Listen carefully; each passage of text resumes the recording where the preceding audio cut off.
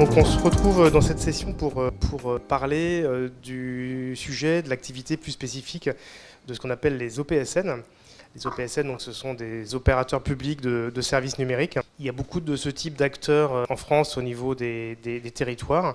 On a principalement deux physionomies d'OPSN, soit des OPSN qui sont, on va dire, un peu historiques, qui datent des années 80-90, et puis des OPSN un peu plus récents qui sont issus en majorité de syndicats mixtes qui ont œuvré sur le déploiement de la fibre optique en France. Et donc, ce qui est le point commun finalement de ces acteurs, c'est qu'ils se focalisent en fait sur la fourniture de services numériques, de services télécoms, de services IT, un petit peu au sens large du terme, au service des territoires, des communes. Et donc voilà, et donc il nous paraissait intéressant de balayer un petit peu les différentes physionomies d'acteurs qu'on pouvait retrouver sur le territoire, voir quel type de services ils proposaient aujourd'hui et qu'est-ce qu'ils avaient dans les cartons. Et puis on a également proposé à un industriel de témoigner finalement des types d'offres ou de sa vision qu'il avait en réponse aux besoins que ces OPSN pouvaient exprimer sur le territoire. Voilà, donc je vous propose de faire un premier tour de table rapide pour présenter les différentes structures, puis après on rentrera un peu plus dans le vif du débat avec des présentations de services. On peut faire dans l'ordre. Pierre, tu peux commencer. Bonjour à tous. Donc, je suis Pierre Coyot, directeur d'un syndicat mixte, Tarn-et-Garonne Aménagement, qui est, comme le disait Pierre, un syndicat qui a à la base plutôt vocation au déploiement et à l'aménagement numérique, à la fibre optique, et qui a récupéré dans son panier de compétences la promotion et le développement des usages. Bonjour à tous, je suis Alain Vincent, je suis chef de projet service numérique au sein du syndicat mixte Haute-Garonne Numérique, donc le cousin de Pierre, si je puis me permettre, sur le territoire haut-garonnais. Donc nous sommes un syndicat effectivement d'aménagement numérique du territoire, mais aujourd'hui, on va dire, dans l'ADN du syndicat, qui est la mutualisation, il y a aussi la proposition de nouveaux services mutualisés pour les collectivités. Et donc moi je suis Émilien Roland, donc chef de service au SMICA et puis RSSI. Le SMICA, qu'est-ce que c'est ? C'est aussi, comme mes petits voisins, un syndicat mixte qui délivre des services numériques aux collectivités adhérentes basées dans l'Aveyron. Donc des services numériques de tout ordre, sur du SIG, sur de la démat, sur de la cybersécurité, du RGPD.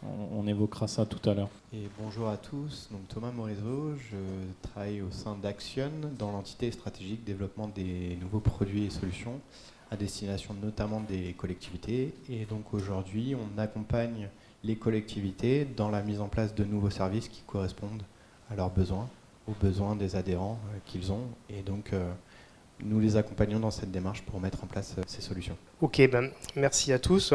Donc pour rentrer peut-être un peu plus dans le vif du sujet et rentrer un peu finalement dans le détail des services que vous proposez ou des services que vous comptez prochainement proposer. Donc on va faire écho finalement aux besoins qui sont ressentis sur les territoires au niveau des communes. Et je voulais peut-être débuter par Alain, parce que au-delà d'être animateur du développement des usages et services pour Haute-Garonne Numérique, tu représentes aussi aujourd'hui l'association Déclic, qui est une association qui justement fédère un certain nombre d'OPSN en France. Et je crois que vous avez mené une enquête récemment pour faire un peu un état des lieux finalement des types de services auxquels les OPSN pouvaient répondre. Est-ce que tu peux nous présenter en quelques mots l'association et finalement les conclusions de cette étude ? Oui, certainement. Donc Déclic, c'est une association qui regroupe aujourd'hui, je crois, 69 ou 70, je crois qu'on est arrivé à 70 structures de mutualisation publique donc sur le territoire, sur l'ensemble du territoire, donc des profils variés en fait, et des générations aussi de collectivités ou de structures de mutualisation différentes, mais qui sont animées autour du même projet, parce que l'association a été créée en 2005, et Déclic date de 2005, à partir d'un constat, comment on accompagne les agents des communes de moins de 3500 habitants dans cette aventure qui s'appelle la transformation numérique. Pas simple quand on est seul, quand on est une secrétaire de mairie sur un seul territoire, peut-être aussi sur 3 communes différentes, avec des enjeux autour du numérique qui ont été notamment l'informatisation au départ dans les années 80-90, ensuite les vagues de dématérialisation et de conformité réglementaire qui ont été importantes, qui n'étaient pas négligeables, et aujourd'hui donc de ce constat-là est née donc l'association Déclic. Aujourd'hui, on arrive à une génération, on va dire, différente, une nouvelle génération, avec donc 70 adhérents, y compris des syndicats, comme le disait Pierre, qui sont issus de l'aménagement numérique de territoire et qui n'ont pas, on va dire, la même, entre guillemets, histoire avec les territoires qu'ont eu les syndicats de mutualisation informatique ou même les centres de gestion qui ont accompagné les collectivités dès les années 2000 sur l'informatisation et la dématérialisation. Aujourd'hui, il y a des nouveaux défis. On l'a vu dans cette enquête qui a été menée, parce qu'il y avait eu une enquête interne qui avait été mise en place avec un recueil, on va dire, de l'ensemble des services déployés par les OPSN de chaque territoire. Sauf qu'il manquait quelque chose aujourd'hui, c'était une véritable enquête poussée avec l'ensemble, on va dire, des services qui étaient proposés par les OPSN. Ce qui en est ressorti, c'est qu'il reste quand même la dématérialisation, qui est très importante, parce que c'est peut-être l'assistance au logiciel métier, qui sont un peu l'ADN de beaucoup d'OPSN, de la majorité même, et pas forcément des syndicats numériques, d'aménagement numérique, mais je vais y venir. Il y a des sujets qui aujourd'hui émergent et qui nous intéressent tous et qui nous engagent tous. Je pense à la cybersécurité. Le renforcement de la sécurité des systèmes d'information des collectivités est important. On a vu aussi l'émergence des projets de territoires connectés, quelle que soit ensuite l'envergure. Thomas pourra peut-être en parler un peu plus, mais il y a effectivement la mise à disposition de connectivité, peut-être aussi des capteurs, des gestions des données, plateformes de données aussi, la communication aussi, des choses qui paraissent aujourd'hui un peu banales mais qui ont leur importance, la création des sites internet, des usines à sites pour les collectivités, pour garantir leur présence internet, des services de base aussi, je pense au nom de domaine, je pense effectivement aux espaces d'échange collaboratifs. Donc aujourd'hui, voilà, il y a des missions historiques qui aujourd'hui ont besoin d'être pérennisées, qui ont vocation à être pérennisées, et de nouveaux territoires d'action aussi, qui ont besoin aussi de se structurer. Et c'est tout l'enjeu de Déclic aujourd'hui, c'est de proposer une communauté, on va dire, d'agents opérationnels qui peuvent échanger sur ces thématiques-là. On a plus d'une vingtaine maintenant, je crois, d'espaces d'échange. Et puis des rencontres nationales, une fois par an, nous nous retrouvons tous dans la mesure du possible à un endroit qui est donc investi par un des OPSN hôtes.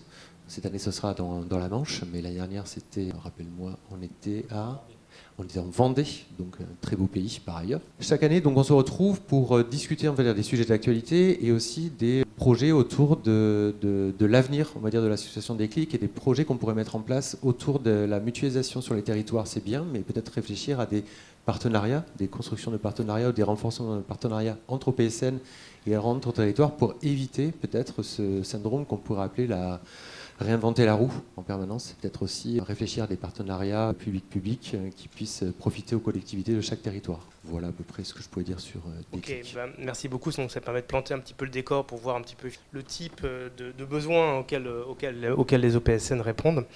Émilien, donc tu représentes le SMICA. Je pense que le SMICA autour de la table, c'est peut-être l'OPSN qui a le plus d'antériorité sur ces activités. Est-ce que tu peux présenter finalement les services qui sont aujourd'hui proposés par le syndicat, peut-être aussi détailler si ces services ce sont des services qui répondent à des besoins exprimés ou si ce sont des services qui sont plus proposés dans une approche un peu top-down. Et puis maintenant, on refera un tour, quels sont les projets dans les cartons qui ne sont pas encore mis en œuvre et puis quels sont les défis que tu as à relever pour les mettre en œuvre. Alors, vaste question. Le SMICA, il est né en 1987. On est basé donc à Rodez dans l'Aveyron, délivre des services numériques principalement sur l'Aveyron, mais on déborde sur les départements limitrophes de façon assez embryonnaire. On délivre des services numériques de plusieurs ordres, notamment ce qu'on appelle la e-administration, donc c'est l'assistance utilisateur pour l'utilisation des logiciels de compta, de paye, d'état civil, puisqu'on délivre des services numériques pour des petites collectivités.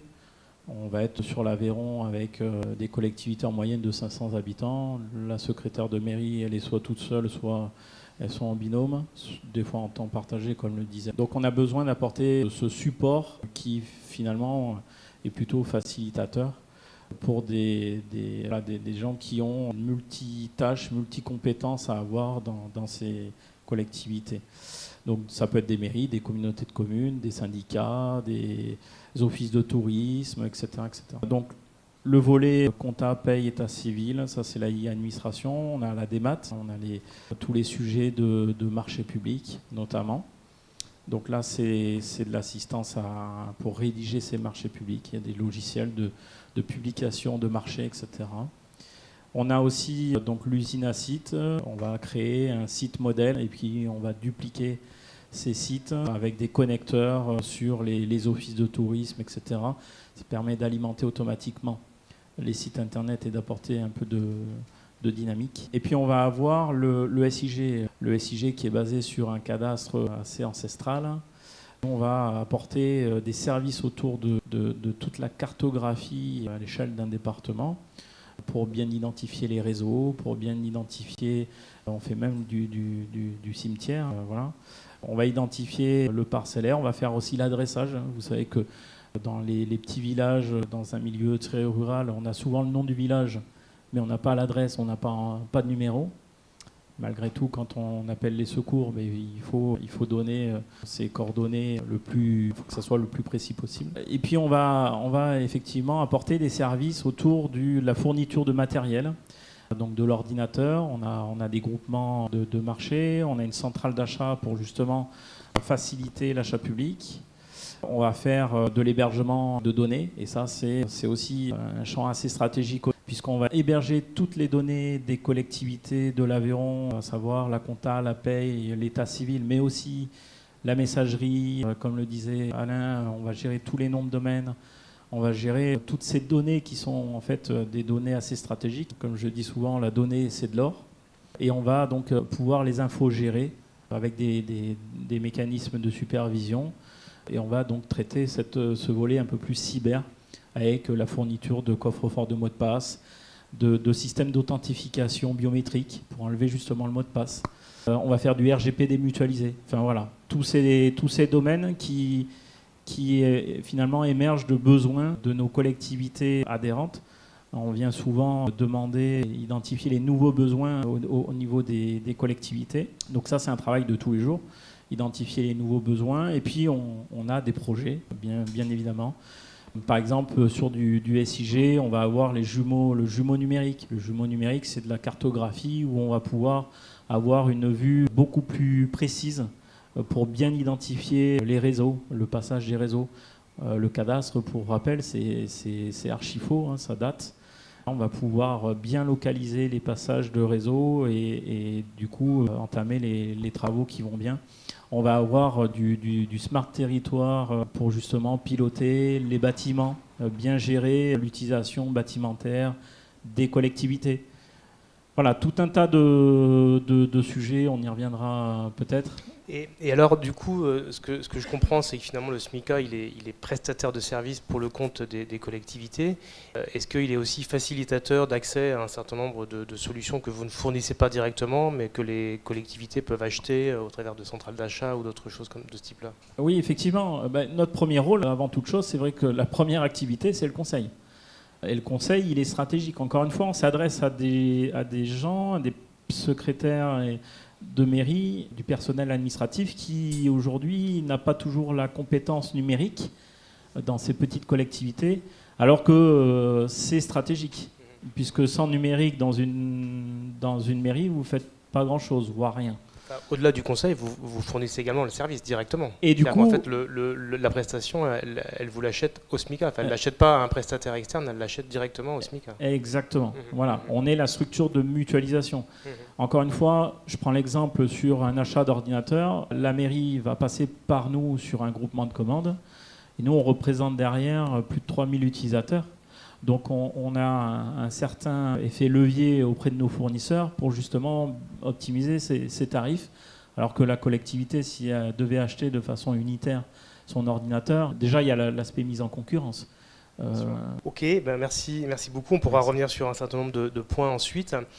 Pierre, de ton côté, donc au niveau de Tarn-et-Garonne Aménagement, donc l'aventure elle est plus récente puisqu'elle est un petit peu dans la continuité des activités du déploiement de la fibre. Alors est-ce que tu peux nous décrire un petit peu quels sont les projets en réflexion ou bien les services déjà opérationnels fournis par le syndicat? Oui, c'est plus récent. L'activité vraiment sur le développement, usage et services au sein de Tarn-et-Garonne Aménagement, c'est 2019. Et en 2019, quand le syndicat commence à se poser la question de la stratégie qu'il veut déployer sur les usages et les services, il intervient dans un écosystème qui est déjà constitué, qui fait écho à ce qu'ont dit Alain et Emilien sur les briques de services fondamentaux des collectivités. Ça existe déjà. Au Tarn-et-Garonne, c'est beaucoup le centre de gestion qui gère ça, un petit peu le département aussi sur le SIG par exemple. Et donc, on ne veut pas marcher sur les pieds des opérateurs de services numériques déjà présents. On a un département trop petit pour se permettre ce genre de choses. Et on réfléchit davantage à la façon dont on peut faire émerger des besoins. Dans notre département, comme dans la plupart des départements du Grand Sud-Ouest, en dehors des grandes métropoles et des agglomérations, des métropoles d'équilibre, on a des petits territoires qui sont structurés, ruraux, qui sont structurés autour d'intercommunalités, qui n'ont pas toujours hissé la stratégie numérique au rang des priorités. Loin s'en faut. Donc on intervient dans un écosystème où il y a quelque chose à construire à ce niveau-là. Et le parti pris est de mieux le connaître au départ. Donc on élabore un schéma des usages, comme la plupart des syndicats et des acteurs en charge de ces questions. On apprend à connaître nos collectivités, à faire émerger les besoins. Chemin faisant, on fait aussi se rencontrer les collectivités. Ce dont on s'est aperçu, c'est qu'on a affaire à des acteurs publics qui sont les bénéficiaires des services qu'on souhaite adresser, qui fonctionnent de façon assez cloisonnée. Et donc on a travaillé aussi à ce décloisonnement, en les faisant se rencontrer, en les faisant dialoguer, pour essayer de faire émerger avec eux des besoins, des besoins communs, et réfléchir à l'opportunité de les développer.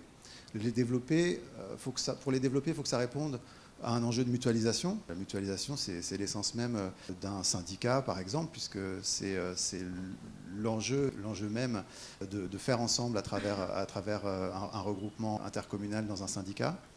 Et puis c'est aussi l'enjeu financier. Mutualiser, c'est faire des économies, des gains d'échelle. Parfois aussi réfléchir en matière de gains de productivité. On sait qu'en se mettant à plusieurs, on va pouvoir avoir accès à des services qui vont qui seront peut-être plus efficaces que si on investit tout seul des champs que donc on connaît mal à l'échelle d'une commune ou d'une intercommunalité. Et donc on est là pour amener un petit peu de structuration dans cette réflexion, sans dogmatisme. Il ne s'agit pas de dire aux collectivités ce qu'elles doivent faire, il s'agit davantage d'aller chercher ensemble, avec un maximum d'entre elles, des besoins et de se donner une feuille de route pour les faire émerger.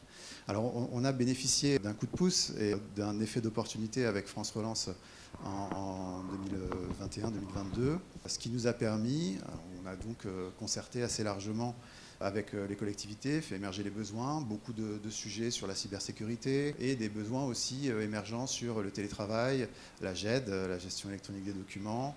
Et c'est dans cet esprit-là qu'on a travaillé sur le déploiement d'une offre de services de stockage sécurisé des données, donc une GED avec des serveurs hébergés en data center, respectueux de la souveraineté, etc. Donc tout ce qu'elles ne peuvent pas forcément faire individuellement, qu'on a adossé, parce que c'est notre ADN aussi, à un réseau fibre, ce qu'on appelle un groupement fermé d'utilisateurs ou un réseau multiservice qui est propriété du syndicat et sur lequel on peut faire passer les flux qu'on veut. Donc on leur propose aujourd'hui, pour celles qui y ont adhéré, ça se fait progressivement, une offre de services de stockage qui permet tout un tas de fonctionnalités et qui facilite notamment le télétravail, avec un réseau sécurisé qu'on opère. Ce sont des sujets a posteriori qui sont assez impénétrables à l'échelle d'une collectivité, d'une petite interco seule. Quand je vous dis petite interco, c'est parfois une interco qui fait 40 000 habitants. Il n'y a pas le service structuré. Nos interlocuteurs, ce sont des services informatiques qui sont en réalité un informaticien, dans le meilleur des cas à plein temps, quand il y en a un, dont le quotidien est plus de gérer un parc, installer la nouvelle imprimante et dépanner le portable du président, plus que de réfléchir à une vraie stratégie sur les services numériques, quand bien même il y a une multitude de possibilités, de besoins et de choses qui pourraient être réalisées avec un peu de réflexion en posant les choses sur la table. Voilà, donc pour résumer, on arrive dans un contexte où les briques fondamentales sont déjà assurées, la paye, l'ARH, le SIG, etc., sont déjà assurées par des opérateurs de services numériques. On arrive avec une fibre, c'est le cas de le dire, un petit peu plus infrastructure, et on va chercher à faire converger des besoins pour pouvoir dresser en face des réponses qui sont mutualisées, optimisées, adapté et dont on va garantir un fonctionnement pérenne dans le temps. Merci Pierre. Et je me permets de compléter, parce que je crois savoir, parce qu'on verra après dans la discussion qu'il y a vraiment plein de modèles différents, mais une des spécificités du choix que le syndicat a fait sur le service de stockage, ça a été d'investir dans du matériel pour ensuite mutualiser cet investissement et produire le service sur la base de cet investissement, plutôt que d'acheter un service tout fait par un prestataire et le revendre, quoi. L'un des enjeux pour rendre ce type de service acceptable, à l'échelle de notre territoire en tout cas, c'est d'en sécuriser le coût dans le temps. Et c'est vrai qu'investir dans du matériel, investir dans des routes optiques, ça permet d'avoir une visibilité sur du long terme, sur le volet, l'aspect financier du dispositif. Donc c'est un point qui est important parce que sinon, ça passe pas. C'est-à-dire que si on ne peut pas apporter l'assurance d'un coût qui va être constant dans le temps, qui va être maîtrisé, etc., on aura beaucoup plus de mal à le vendre, entre guillemets. On n'a rien à vendre, hein, on ne fait pas de profit là-dessus. Mais en tout cas, on aura beaucoup plus de mal à faire adhérer les collectivités parce qu'il y a une incertitude sur cette pérennité dont je parlais. Très clair, merci. Alors, Haute-Garonne numérique, c'est un peu le grand cousin voisin de Tarn-et-Garonne Aménagement. Et finalement, c'est un petit peu une histoire un petit peu similaire. Du coup, Alain, de ton côté, au niveau des services, qu'est-ce qui est en place et qu'est-ce qui est dans les cartons Alors, ce que disait Pierre, justement, par rapport aux autres acteurs publics, structures de mutualisation qu'il a sur son territoire dans le 82, nous, c'est le cas aussi, et par rapport à nos membres. Nous avons le conseil départemental qui est un de nos membres, et il y a une agence technique départementale qui s'appelle Haute-Garonne Ingénierie, qui propose déjà de la mutualisation informatique et des services aux collectivités. Donc on s'est mis autour de la table, et le conseil départemental a mis en place un travail de fond qu'on a opéré avec Haute-Garonne Ingénierie et les services du conseil départemental, et s'en est suivi donc un travail autour d'une feuille de route numérique départementale assez ambitieuse. C'est un programme de 2024-2028 qui a été adopté en mars 2024 dernier, qui est un programme ambitieux autour du développement, on va dire, de services pour les collectivités et des axes autour de la résilience, de la cybersécurité, des territoires intelligents. Et justement, il y a un focus particulier sur l'accompagnement au plus près des territoires. Donc, on a un peu cette histoire-là aussi. On arrive sur un terrain mature en termes d'offres. Ce que Pierre rappelait, il a raison. On n'est pas sur un terrain comme le SMICA peut avoir, où il a déjà une histoire, un historique qui a légitimé, entre guillemets, cette activité. Nous, on arrive sur un champ concurrentiel qu'on ne peut pas. Je ne veux pas aller sur du support logiciel métier aujourd'hui. Je pense que c'est illusoire, et surtout, l'offre existe déjà. Donc c'est pour ça qu'on a aussi ce tatouage semi-permanent infrastructure qui oriente un tout petit peu aussi certains de nos projets. Donc on s'appuie aussi sur la connectivité et sur les offres de connectivité liées à cette activité infrastructure pour proposer des services. Donc Pierre, ce que tu disais par rapport à l'approche top-down ou bottom-up, c'est une approche hybride en fait en fonction des projets. Si on prend un exemple sur la sécurité des systèmes d'information, il y a certains aspects comme par exemple les coffres-forts de mots de passe qu'on pourrait proposer dans une offre serait plutôt une bottom-up. C'est parfois une demande qui est faite par les collectivités. Je pense aussi à la sauvegarde des données, qui est une demande des collectivités. Elles nous demandent si on a des offres ou des services autour de la sauvegarde et de pouvoir faire du crash recovery en cas de problème. Donc ça, c'est plutôt bottom-up. Mais en top-down, ça serait plutôt tous ces outils qui aujourd'hui sont un peu invisibles pour ces collectivités. Je pense au SOC, je pense à l'EDR, je pense à ce genre d'items autour de la sécurité, qui aujourd'hui sont des choses un peu invisibles pour des non-initiés et des collectivités qui n'ont pas cette capacité que peut avoir l'écosystème de la mêlée aujourd'hui de connaître, en fait. Donc l'idée, c'est de simplifier un tout petit peu ce discours et d'avoir cette approche hybride, c'est-à-dire à la fois effectivement comment on répond au mieux à ces demandes de collectivités et comment on peut aussi enrichir cette offre-là. On peut aussi faire une approche avec un socle de base et ensuite un socle plus avancé selon aussi le type de collectivité qui est concerné. On en a parlé, il y a des collectivités qui ont des DSI qui peuvent s'occuper de leurs services, qui peuvent aussi s'occuper dans un EPCI ou une intercommunalité de mettre en place un service mutualisé. Je pense au Sicoval par exemple, qui a cette volonté d'accompagner ses communes dans un projet de mutualisation de services numériques. Mais le SICOVAL n'est pas le modèle, le maître étalon, on va dire, de notre territoire. On a 17 EPCI qui ont des histoires différentes, des tailles différentes aussi, et pas forcément d'équipe informatique ou d'équipe qui peut s'occuper du numérique aussi bien que veut le faire, je vois Anne-Claire ici, sur la transformation numérique. Mais c'est important qu'il y ait justement des EPCI pilotes qui puissent montrer cet exemple-là, mais au-delà de ça, on est sur des profils où les moyens manquent, quel que soit, on va dire, le type de moyens, les moyens manquent.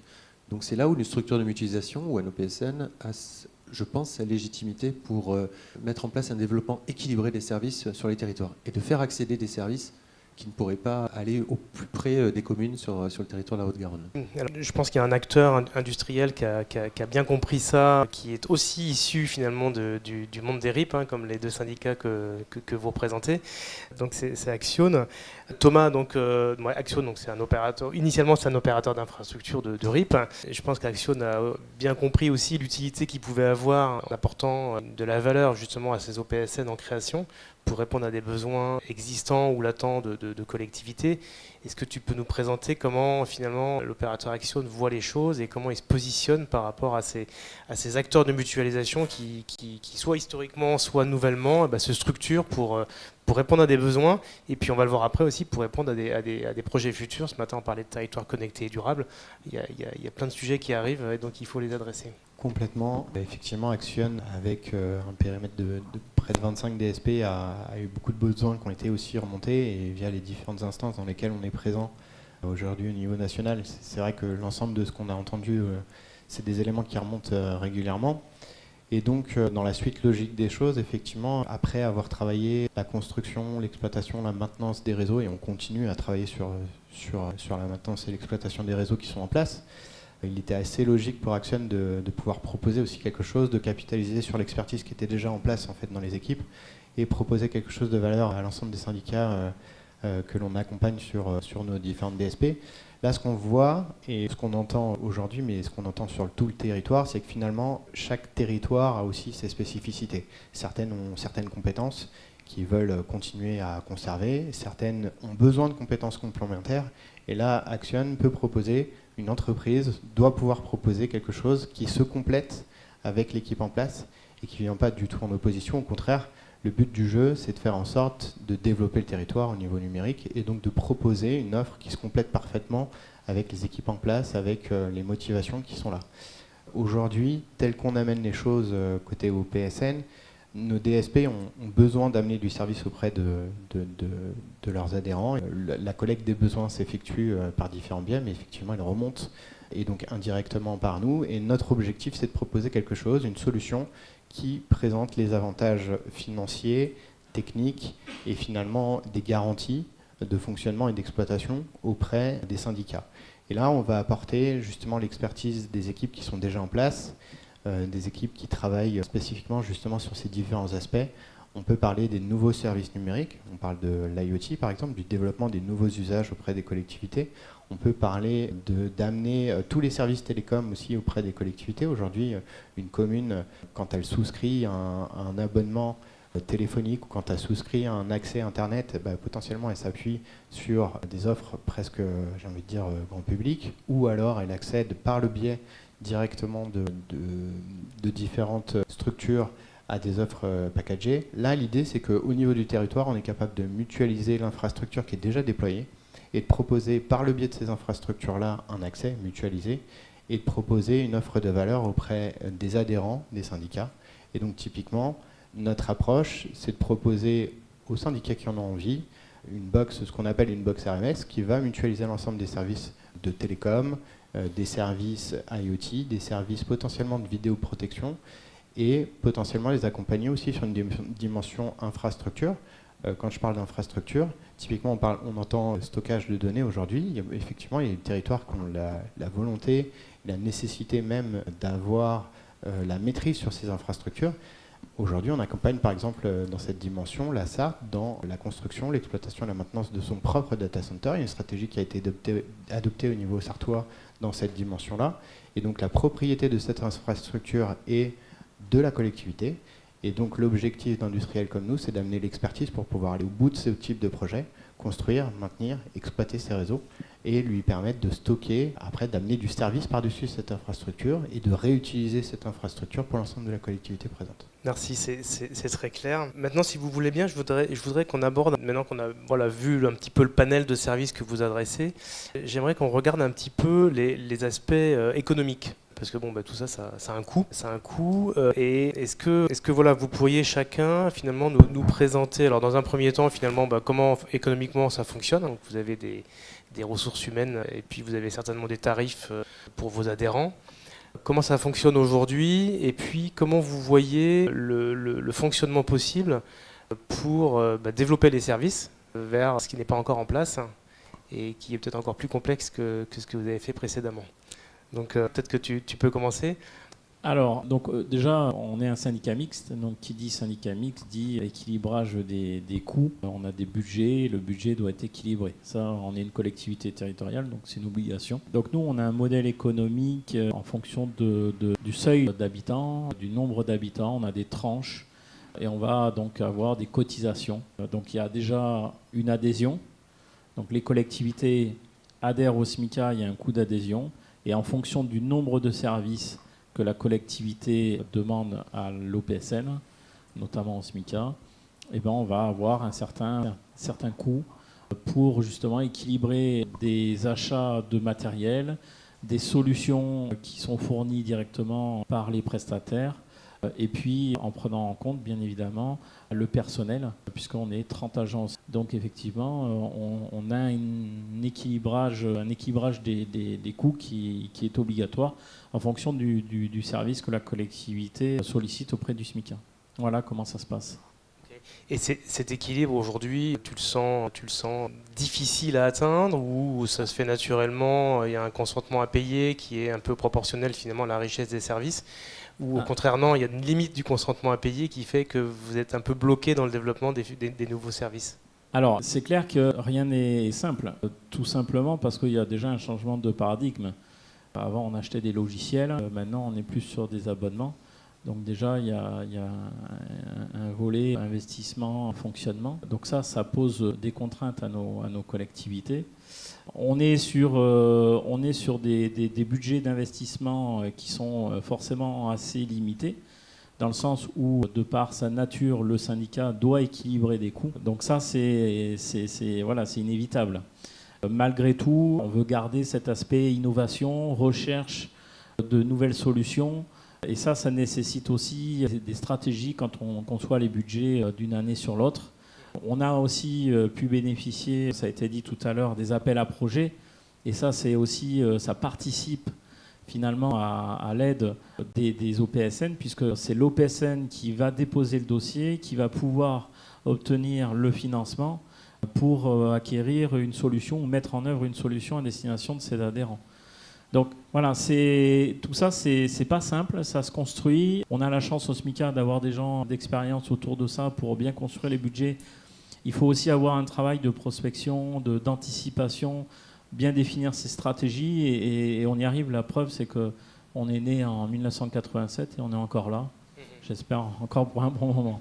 Voilà. Et du côté donc, de Tarn-et-Garonne Aménagement, Pierre, pour l'instant, donc c'est vrai que les services, c'est un peu le début, mais quelle approche tu as pris pour l'équilibre du modèle? Alors, aujourd'hui, on fonctionne avec un seul agent qui est dédié, et c'est pas moi d'ailleurs, je lui ai lamentablement volé la vedette, qui est vraiment dédié à l'ensemble des missions qu'on mène sur le développement des usages, alors bien accompagné, mais un agent au sein du syndicat. Et on fonctionne sur les services qu'on adresse aujourd'hui. Alors, je vous ai parlé du stockage sécurisé, mais c'est vrai aussi pour des services qui sont pour le coup pas payants, comme l'open data par exemple, puisqu'on administre une plateforme départementale qu'on anime, qu'on essaye de faire monter en puissance auprès des collectivités.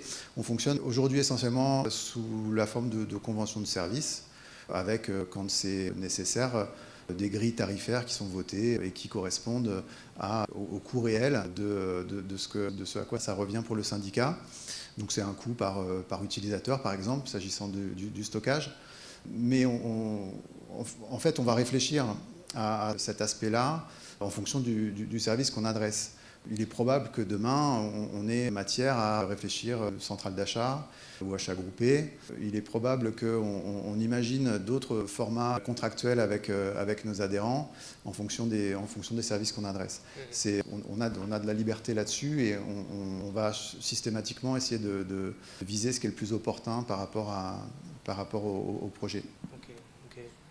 Et Alain, donc, du côté Haute-Garonne, je crois savoir qu'il y a un projet en réflexion donc, de WAN départemental.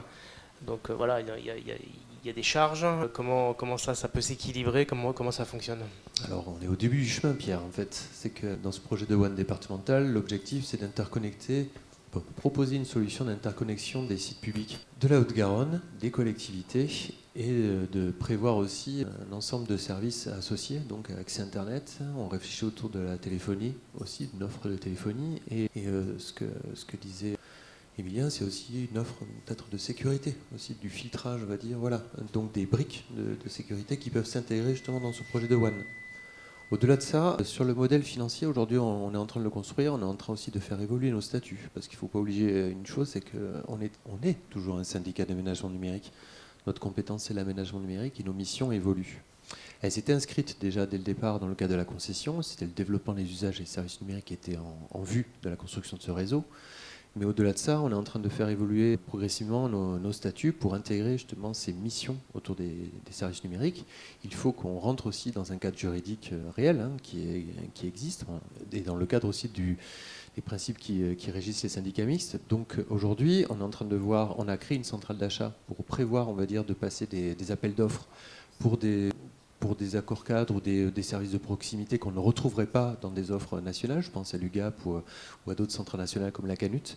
Mais au-delà de ça, on est en train de voir aussi comment on met en place une grille tarifaire ensuite et quel calcul on peut mettre en place. Alors, on a la chance d'avoir un réseau, des clics. Mine de rien, je reviens un peu dessus. Mais on a ces discussions autour des modèles économiques et des modes de gestion. Parce qu'il y a une question, c'est de savoir comment on classe une offre de cybersécurité. Nous, on a besoin, en tant que collectivité, structure de mutualisation, de savoir est-ce que c'est un service ouvert à la concurrence ou pas. Si oui, on fait un arbre logique, on dit ensuite quel type de grille tarifaire je peux mettre en place. Quelle est celle la plus adaptée à mon territoire? Est-ce que je mets par rapport à la population? Est-ce que la population est suffisante aussi dans certains cas?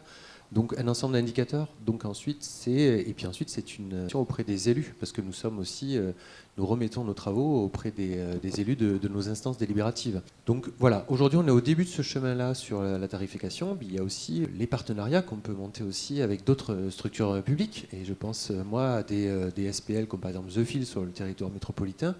On est en train d'opérer les premiers échanges constructifs sur le projet de WAN départemental, parce qu'il y a une partie de sites publics qui sont sur le territoire métropolitain, et ce territoire doit être pris en compte. Donc c'est pour ça que nous avons des discussions aussi avec d'autres partenaires publics sur le territoire. Ok, alors après moi je tendais la perche effectivement sur cette question de l'économie, du modèle économique.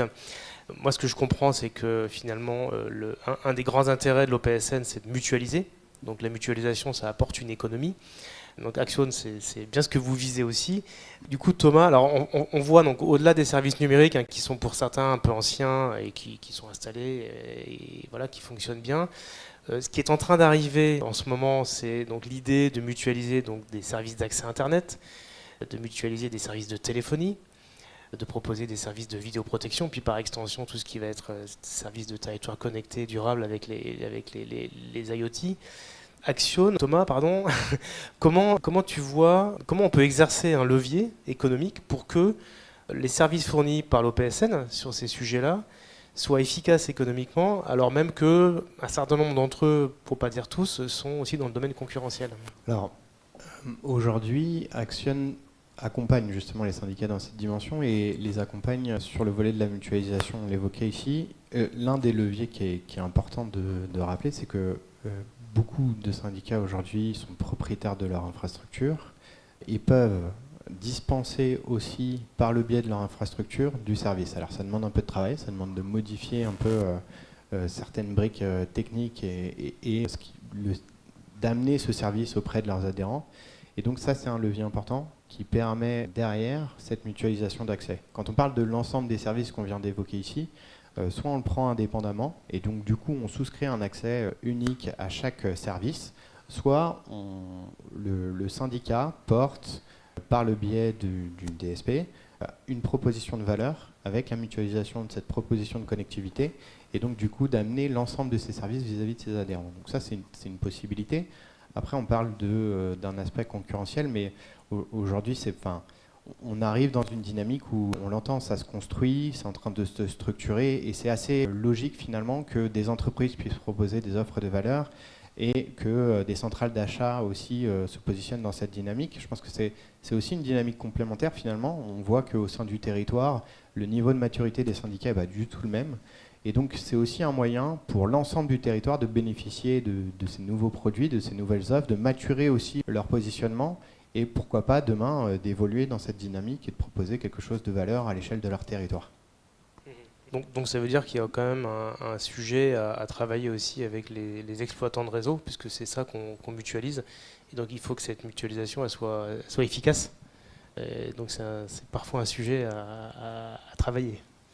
Oui, tout à fait. On en parlait un petit peu ce matin. Il y a cet aspect effectivement avec les opérateurs d'infrastructure qui vont exploiter et maintenir leur réseau et qui vont devoir s'inscrire dans cette dynamique. On l'entendait un petit peu évoqué sur certains ateliers ce matin. C'est une dynamique qui va prendre de l'importance sur la qualité de service aussi qui va être rendue par le réseau et donc qui doit être complémentaire des services complémentaires qui vont être ajoutés sur cette partie. Ok, merci, c'est très clair.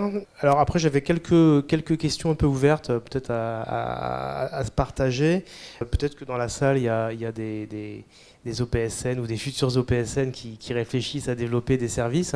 Vous qui avez un peu d'expérience du coup sur le sujet, pour un OPSN récent, par quel type de service commencer pour adresser des besoins d'un territoire? Par où on prend le sujet, à votre avis?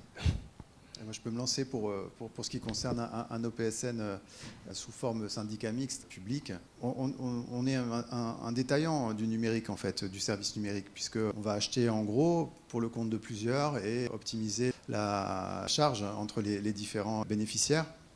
Et on ne le fait pas de façon verticale pour le coup, ou en tout cas, on va, avant de réfléchir à quel service on pourrait adresser, interroger les clients sur leurs besoins.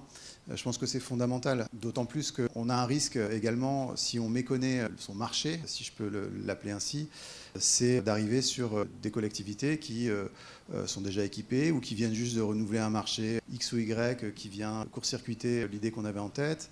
Donc avant tout, ça va être ça. Et je pense qu'il n'est pas opportun, en tout cas dans la position d'un syndicat, même si il y a des sujets sur lesquels ça paraît assez évident qu'il faut aller et qu'il faut foncer, même si c'est pas toujours facile de convaincre, c'est pas toujours opportun d'arriver avec un projet précis à adresser, essayer de convaincre pour le vendre. Je pense que l'idéal, et en tout cas c'est la méthode qu'on a employée jusqu'à présent et qu'on essaye d'employer avec nos collectivités membres, c'est vraiment de faire remonter les besoins, d'arriver à les qualifier, d'arriver à les quantifier, d'arriver à évaluer si c'est opportun et si finalement c'est notre rôle, si ça répond à des grands fondamentaux, que de s'en saisir, ou si ça peut être le rôle d'un autre. Et à ce moment-là, on se lance sur le projet donné. Et de ton côté, tu aurais un peu des conseils à donner sur la manière de se lancer C'est pas évident, comme ça a été dit tout à l'heure. Se lancer maintenant, les collectivités, elles nous ont pas attendu. C'est soit vous proposez l'offre de service, soit vous ne l'avez pas et le privé s'installe. Voilà, il faut être pragmatique. Ça veut dire qu'un OPSN qui doit se lancer sur un service se retrouve en concurrence directe avec un privé du territoire ou de la région et on est gouverné par des élus. Et l'élu, il est sensible par rapport à son écosystème. Si c'est un acteur dans sa commune, voilà, ça peut poser des soucis. Donc je pense que se lancer aujourd'hui, c'est peut-être se lancer sur des sujets assez innovants où le service n'est pas rempli. Peut-être sur des collectivités qui ont des besoins spécifiques. Mais délivrer des services numériques où il y a déjà une offre de service depuis des années, ça peut être assez houleux. Voilà ce que je veux dire. Oui, exactement. Ouais. Mais alors du coup, ça peut être pertinent peut-être de se lancer, comme tu le disais, sur des domaines où le terrain est vierge. Et donc ça nous amène sur, par exemple, le sujet des territoires connectés et durables. Par exemple. Voilà, un territoire comment dire, qui n'est pas structuré autour de ça, peut être Comment il s'y prend? De toute façon, enfin, il y a ce côté adhésion, il y a ce côté entre guillemets de démarchage. Hein. Il faut prendre son bâton de pèlerin et puis aller voir chaque collectivité, les écouter, recueillir ce besoin-là. Il est en fait stratégique puisque ce sont nos adhérents et c'est bien eux qui expriment le besoin. Donc, je crois que ça passe par l'écoute. Et puis ça passe aussi par une veille interne technologique pour identifier aussi les besoins de demain et leur soumettre.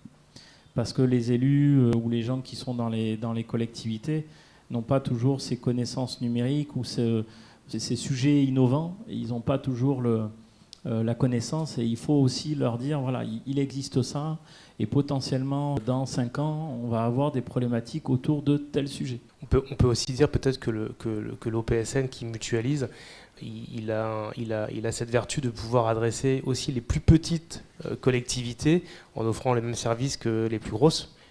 Et en évitant justement de les laisser au bord du chemin, quoi. Voilà, clairement, nous, on a des services qu'on propose à des petites mairies de 20 habitants et la grosse collectivité de 20 000 a le même logiciel. Et ça c'est de la mutualisation, ça c'est vraiment la force de l'OPS.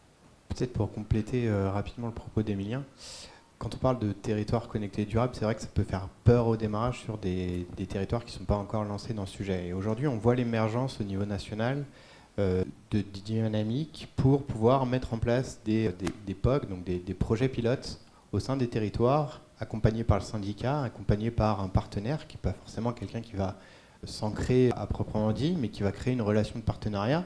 Et soit ça fonctionne, et dans ce cas-là, on peut continuer à développer cette relation, soit ça ne fonctionne pas, et là, ça laisse l'opportunité aussi au syndicat de proposer d'autres choses, d'autres services, et jusqu'à arriver à un modèle qui lui paraît le plus pertinent possible, sans forcément s'ancrer dans un investissement lourd et complexe au sein de son territoire. Ok, merci à tous. Il nous reste un tout petit peu plus de 5 minutes. Peut-être qu'on peut prendre quelques questions s'il y en a dans la salle. Non, pas d'interrogation particulière. Merci.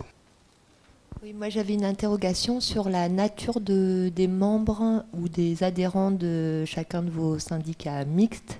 Est-ce que ce sont des communes, des EPCI, le département? Parce que ça a une influence, je pense, sur le modèle économique. Qui paye quel service pour quelle collectivité? Très bonne question, merci. Qui veut apporter un éclairage? Je vais apporter un éclairage sur la Haute-Garonne. Je laisse mes petits camarades limitrophes faire de même s'ils le souhaitent. Donc nous, on a 17 intercommunalités donc, présentes sur le territoire de la Haute-Garonne qui sont nos membres. Et le conseil départemental sur la compétence aménagement numérique du territoire. Ça a son importance pour la suite, vous allez voir. Donc il y a un principal contributeur, on va dire, parce que le syndicat mixte n'a pas de fiscalité propre. Je ne lève pas l'impôt en tant que syndicat mixte. Mes principales recettes viennent des contributions versées par les membres du syndicat mixte. Donc c'est 80% pour le département et 20% pour les intercommunalités, à peu près. Voilà. Donc la question va se poser de savoir comment on établit, est-ce qu'on réétablit ce modèle de la même façon, par exemple sur une compétence, sur une mission service numérique, ou est-ce qu'on fait une compétence à la carte? Voilà, parce que c'est une des options qui est possible dans le cadre pour les syndicats mixtes, notamment numériques, c'est de mettre en place une compétence à la carte, c'est-à-dire qu'il n'y a pas un transfert de compétences en tant que tel, parce que ce que j'ai oublié de dire, c'est que les communes avaient transféré une compétence qui s'appelle communication électronique aux intercommunalités qui nous l'ont transférée par la suite. Donc en fait, aujourd'hui, cette compétence appartient au syndicat, il agit pour le compte de ses membres. Et les membres ne peuvent plus agir puisque c'est le syndicat qui a la compétence. Sur les services numériques, on est sur quelque chose de différent, c'est-à-dire qu'on peut agir pour le compte, mais pour autant, il n'y a pas forcément de transfert de compétences. C'est plutôt mise à disposition de moyens, on va dire, mutualisés. Voilà. Donc on laisse libre ensuite à la collectivité d'aller sur d'autres services. Et puis le champ est vaste aussi, donc on ne peut pas non plus aller au-delà. Donc, dans la question aujourd'hui, c'est 80% le conseil départemental et 20%. Et le département avait à cœur aussi d'avoir cette intervention, on va dire, supplémentaire par rapport aux intercommunalités pour garantir un développement équilibré du territoire. Et c'était notamment sur le programme FTTH, donc déploiement du réseau, mais ça va être la même idée pour les services numériques. Un développement équilibré et un accès, comme disait Emilien, égal pour une petite collectivité comme pour la plus grande du territoire. Alors dans l'idée, oui. Dans l'évolution statutaire qu'on va mettre en place, c'est de proposer les services aux communes. Mais comme nos membres originels sont les intercommunalités, on ne le veut pas. On veut éviter de, entre guillemets, de chanter, on va dire, les EPCI qui ont leur rôle, en fait. Ce sont les premiers, moi je le rappelle, les EPCI et les intercommunalités sont les premiers vecteurs de mutualisation sur les territoires. C'est une structure de mutualisation. C'est un mini OPSN, si on voudrait. Mais ils ont leur rôle et ils ont leur rôle à jouer. Et il y a des EPCI qui jouent ce rôle de DSI mutualisé pour le compte de leur commune. Mais ce qui peut être vrai pour les services numériques ne l'est pas forcément pour des services de type télécom ou autre, par exemple. Donc ça amène une difficulté. Et donc peut-être pour rebondir, ça veut dire que les communes peuvent bénéficier des services s'ils sont adhérents à la carte sur des compétences complémentaires. Oui, c'est ça. Hein. C'est à la carte. Enfin, nous, sur l'Aveyron, on a 430 adhérents. Et chaque collectivité va choisir sur l'étagère le service qu'elle souhaite. C'est aussi simple que ça. Voilà. Et on a tout type de structures. On a des mairies, des communautés de communes, des syndicats, le département, le SDIS, syndicat qui a la compétence d'ordures ménagères, etc. Les syndicats d'eau. Voilà. On a une petite spécificité, nous, 2 tiers, 1 tiers, département, intercommunalité, c'est à peu près pareil que ce qu'a décrit Alain. On a quelques communes aussi isolées pour des raisons historiques, qui sont membres de plein droit, mais on a aménagé nos statuts pour pouvoir assurer des prestations de services, y compris à des communes ou à des tiers qui le souhaiteraient, dans le champ de nos compétences. Donc on peut aujourd'hui conventionner sur des services numériques tels qu'ils ont été décrits, quels qu'ils soient, avec des communes.